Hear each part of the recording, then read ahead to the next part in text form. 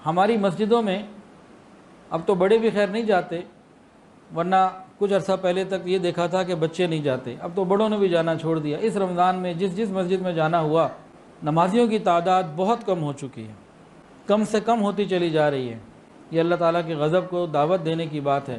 اس سے کرونا دور نہیں ہوگا، کرونا بڑھ تو سکتا ہے، اگر ہم اللہ سے دور ہو جائیں تو عذاب بڑھے گا، تکلیف بڑھے گی۔ یہ کرونا کیا ہے؟ عذاب الہی ہے۔ آیا کیوں ہے؟ ہمارے گناہوں کی وجہ سے، جس کو ہم چھوڑنے کے لیے بالکل تیار نہیں ہیں۔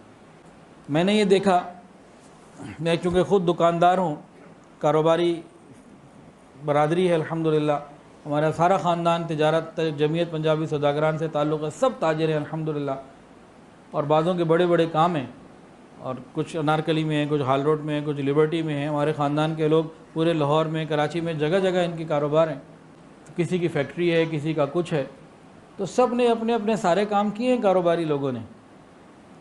مسجد میں جاتے ہوئے بس زیادہ پریشانی ہمیں محسوس ہو رہی ہے۔ بازاروں میں جاؤ، یوٹیلیٹی سٹور کے سامنے لمبی لائنیں، گزشتہ 4-5 دن میں بینکوں کے سامنے ایسی لائنیں کہ الامان والحفیظ۔ مجھے کسی نے کہا کہ جی یہ پیسے آپ بینک میں لگوا دیں، میں نے کہا جی میں نہیں لگوا سکتا، آپ آگے لے جائیں۔ پھر وہ آئیں اور خاتون آگے پھر لے کے چلی گئیں کہ جس لڑکے کو بینک بھیجو وہ کہتے ہیں جی 3 گھنٹے 4 گھنٹے ادھر لگ جاتے ہیں، روزہ ہے، گرمی ہے، کیا کریں۔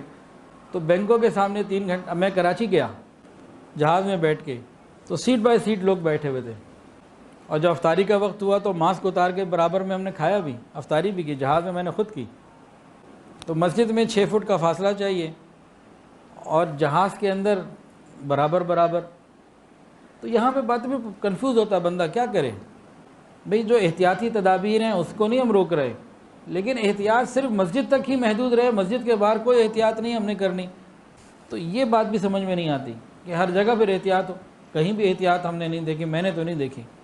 آپ نے بھی دیکھا ہوگا معاشرے کے اندر کیا ہو رہا ہے۔ تو جو احتیاط ہیں، جو تدابیر ہیں، ان کو انکار نہیں ہے، وہ ضرور ہونی چاہیے، لیکن اس کی وجہ سے ہم مسجدوں سے بھی دور ہو جائیں۔ اب کتنی مساجد ہیں، 1 کنال کی مسجد، 2 کنال کی مسجد، 5 کنال کی مسجد۔ اعتکاف میں کتنے بیٹھے ہیں جی؟ کوئی بھی نہیں، 1 بیٹھ گیا، 2 بیٹھ گئے۔ 5 مرلے کے گھر میں 10 لوگ رہتے ہیں، گھر بھی تو ہے نا، تو گھروں میں تو 10-15 لوگ 5 مرلے کے گھر میں بھی رہتے ہیں، 2-2 مرلے کے بھی گھر ہیں جس میں کئی لوگ رہتے ہیں۔ 1 کنال کی مسجد میں 5 آدمی اعتکاف نہیں کر رہے، تو یہ چیزیں بھی تکلیف دیتی ہیں۔ اور ابھی میں سوچ رہا تھا کہ اعتکاف کے لیے لوگ کہاں سے آتے ہیں؟ اسی گھر سے نکل کے مسجد میں آئیں گے نا، یہ تو لوڈ ڈیوائیڈ ہوگا، ڈسٹینس بڑھے گا، کم تو نہیں ہوگا۔ وہ گھر میں رہ رہا تھا، ایک گھر میں 10 آدمی رہ رہے تھے، ایک مسجد چلا گیا تو ادھر 9 ہو گئے نا، تو ادھر 10 آدمیوں کے جو زیادہ خطرہ تھا تو وہ کم ہو جائے گا۔ یہ بھی تو پہلو سوچا جا سکتا ہے نا۔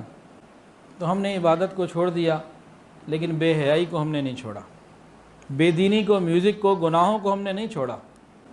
آج تک کبھی ایسا نہیں ہوا 1400 سال میں کہ امت کے اوپر کوئی وبا، عذاب اور تکلیف بیماری کی صورت میں آئی ہو اور یہ گناہوں پہ اور بڑھ گئے ہوں، توبہ کی طرف آتے ہی نہ ہوں۔ ایسا کبھی نہیں ہوا۔ توبہ کی طرف آتے تھے، ہم نے تو توبہ کی طرف آنا چھوڑ دیا۔ اللہ تعالی ہماری ہمیں صحیح سمجھ عطا فرمائے۔ ہمارا معاملہ بہت خراب ہو چکا ہے۔